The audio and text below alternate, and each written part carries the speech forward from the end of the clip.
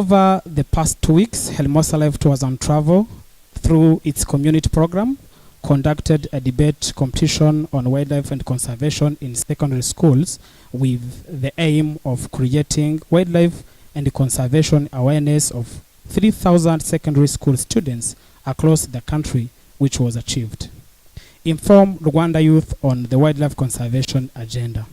Educate high school students on the benefit and opportunities of wildlife and tourism in general. Our topics ranged from endorsement of new curriculum of wildlife and conservation into secondary school, ban of use of charcoal, and many others. During this debate as a tour, because debate brings the art of reading, thinking, and speaking together in one place, debate competitions are transformational experience for students. In this debate competition, students engage voluntarily in social activities that repeat significantly intellectual benefits and rewarded academic skills, quick thinking, sound argument, and confident speaking. For this occasion, I thank you for joining us today for this important debate and awarding ceremony.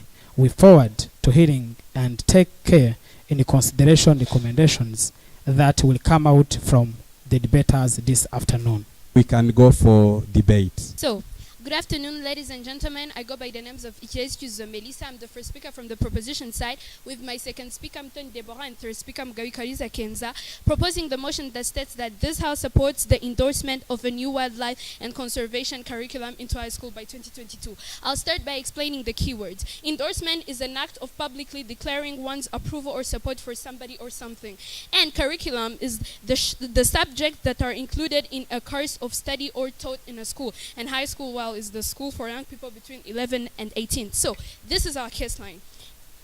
Endorsing new curriculum, which is the wildlife and conservation, in order to develop skills on biodiversity and competent employees in the same domain. So why do we want to start this new wildlife and conservation curriculum? Well, for the following reasons. To support tourism through the provision of guides. Since this curriculum will aim at providing guides for the tourist and enhancing the capacity of skilled labor, helping researchers, since if researchers come asking for some information about this wildlife, then these guides will have been skilled through this new course, and then they will help them carry out their research. And then there is the bringing back the passion for love. Can you tell me at least 3 Rwandans that have fallen in love with wildlife like Diana Fossey? Well, no, because there aren't. Even those who have the passion for wildlife have nowhere to study it more specifically. Have no more time to study it more specifically, and they may end up deviating. And I hope the opponents won't try to tell me that in tourism there is that course, because even if tourism have a hint of wildlife and conservation, they don't go deep inside it. They don't emphasize on it. So dear judges, that may end up not encouraging people to go in it, because there is yes tourism, but those people will be only wanting wildlife and conservation. So it has nothing to do with tourism. So what are we going to do? The government has 2 institutions, which is REB, Rwanda Educational Board, that deals with general education, and the second is WDA, Workforce Development Authority, that deals with the technical education. For the general education, the curriculum has already been changed, where we came from knowledge-based economy to competence-based economy. Now we're emphasizing on technical education. So we are going to introduce a new option, which is wildlife and conservation. Please, judges, note this. It's not an already existing course like tourism or anything. It's a new course that will be implementing, that is called wildlife and conservation. The thing that she said that it is bringing the desire of going into conservation. No, but actually, we have like Hermosa. For instance, let me give you an example. The one who started this Hermosa, he's already inspired. He's inspired not because they imposed a new option, because he loves it. That does not need other options for people to be inspired. POI, please. Another thing, she said in her action plan that they will introduce a new option. But actually, the first speaker said that there is a cross-cutting issue. I suggest you don't know cross-cutting issue. A cross-cutting issue is a subject that is not actually in the curriculum, where a teacher, when is teaching a certain subject and then it is concerned with conservation, he talks a little about conservation. We see that the cross-cutting issue is enough, because already there are people who are inspired, who are bringing Hermosa. We have already guides. POI, we have please. everything in tourism. Can I have a POI? Another thing, the first speaker, Melissa Honorable, she said, lack of biodiversity due to lack of option. The option doesn't bring biodiversity. We already have people who are learning biology. We already have people who are learning tourism. Those people will do that job, not in for another option. That is spending of money. Another thing she said, they didn't get our point well. She said that she studies a lot of lessons, but let me clear this out. This wildlife and conservation is not a cross-cutting. It's an option. It doesn't mean that if she studies math, chemistry, biology, we're going to take the subject wildlife and conservation. No, it means that it's in the technical education, which is called WDA. It will be as an option. As they study hotel, as they study what is going to be an option. So there's no overload. Let me just start by refuting what my colleague said. They have talked about the way we are going to introduce a new curriculum of wildlife and conservation in the schools, because we are lacking information. Do we lack information? No, because also we are debating, because we have done research, we have information about conservation. We are standing here saying something which is true. We are not lying. So how can you say that we are not on a good level of education if we are talking about many things? Not allowed praise. Another thing, did you know? Do you know cooperative Amizero? It is a cooperative there in Virunga Mountain of people who were poachers in last years, and now they are changing, they are protecting the Virunga Mountain. So how don't we reach the level if we have ex-poachers changing and becoming now the one who are avoiding that hunting? I would like to say it is about... Can I get a POI, please? Our cross-cutting issue.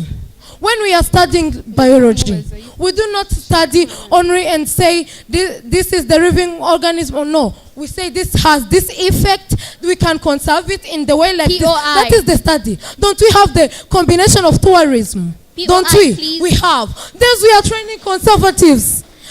So I would like to invite you, as we are saying that the things that are profitable to our country, let us strengthen. Thank you very much. Murakoze cyane. Amazina yanjye ni Twizere Philbert, niga kuri École de Sciences de Musanze mu mwaka wa 5 PCM. Twaje hano i Kigali muri debate ijyanye na conservation. Urebye ibintu bya conservation cyo nari mbiziho cyane ni ibintu bya bijyanye n'ibiti, nyine kwangiriza ibiti ntabwo ari byinshi cyane, nibyo gusa. Icyingenzi ngiye nungutse ni kungera kunguka ama statistique ku rwego rw'igihugu buryo agenda babara, nk'urugero rw'abantu bakoresha amakara, ikibi cy'amakara n'uburyo nyine agenda urinda ibiti n'ubwo buryo bwinshi.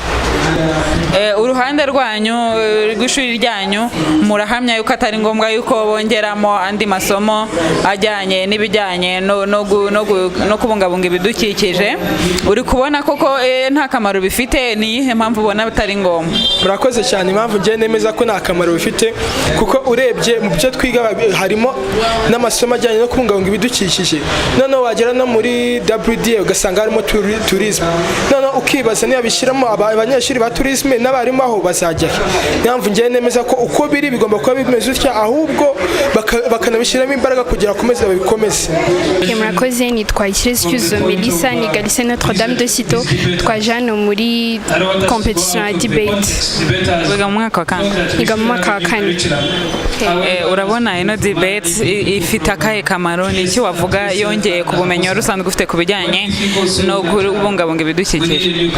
Ino debate ubwo nyine byose bivuga kubungabunga ibidukikije, nakuyemo ubumenyi bwinshi mu kuntu tugomba kubungabunga ibidukikije, unarebye yuko ari byo bikurura ba mukerarugendo, bigafasha igihugu cyacu kugira amafaranga no kwiteza imbere. Muri rusange debate debate ubwayo apart ibyo muri ku debatingaho ubona yongera iki mu bijyanye n'ubumenyi bwanyu nk'abanyeshuri? Okay, mu bumenyi bwacu nk'abanyeshuri debate dufasha cyane gutekereza vuba, tukabasha akantu gatoya cyane kose tubonye tukabasha kukungukiramo byinshi mu bumenyi. Umaze igihe kingana iki ubitangiye, ufite experience imeze gute? Maze imyaka 2 mbitangiye, ariko ushobora kumva imyaka 2 ari mike, ariko iyo ukomeje ugenda ubijyamo rwose biragufasha ukabimenya.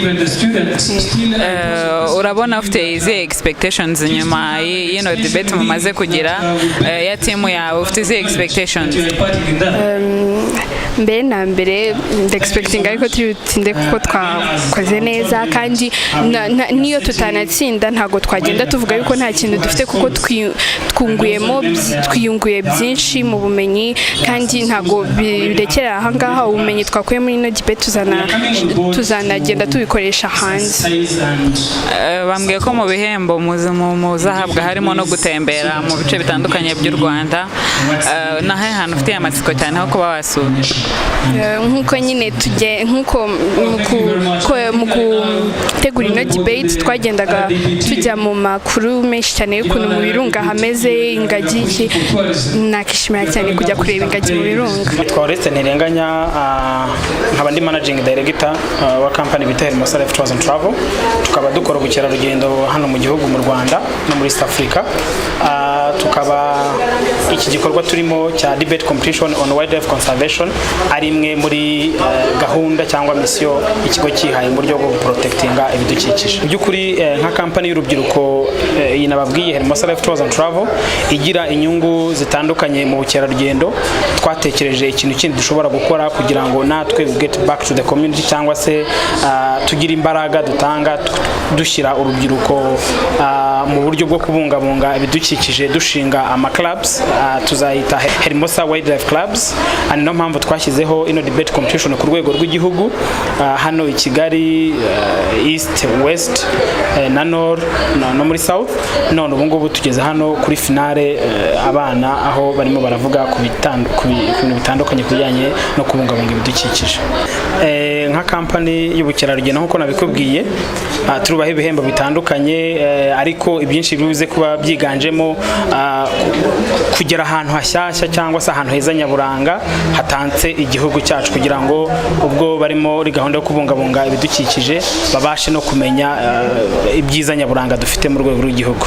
Nitwa Nzaramba Simon Pierre, ndi umwarimu muri Lycée Notre Dame de Citeaux, ariko nanone nkaba nshinzwe no kuyobora abana mu biganiro mpaka, no kuvuga bita Patron mu Cyongereza. Hanyuma abana dufite muri club bagera ku bana hagati y'ijana n'abana 200. Abana nk'umutoza wabo ngenda bareka bakitoranyizamo abana bakurikije amarushanwa tugiye kujyamo.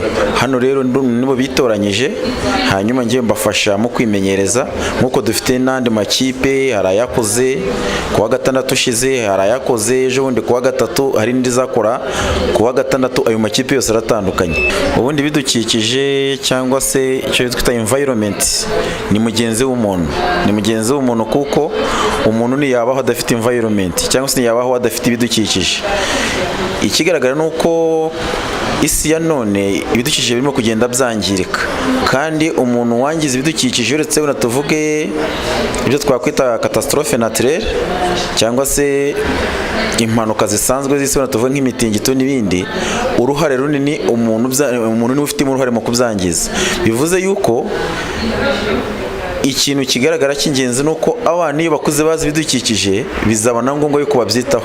Ubundi ndumva muri tugendeye kuri gahunda y'ikigo cy'igihugu cy'uburezi REB iteganya yuko hagomba kubaho ikintu twita amaklabu cyangwa amatsinda y'abana. Ndumva rero niba amatsinda mu bigo byinshi abamo, ahubwo icyo bakora no kuyongerera imbaraga, hanyuma abo barimu bakabafasha wenda izo club cyangwa se ayo magroupe.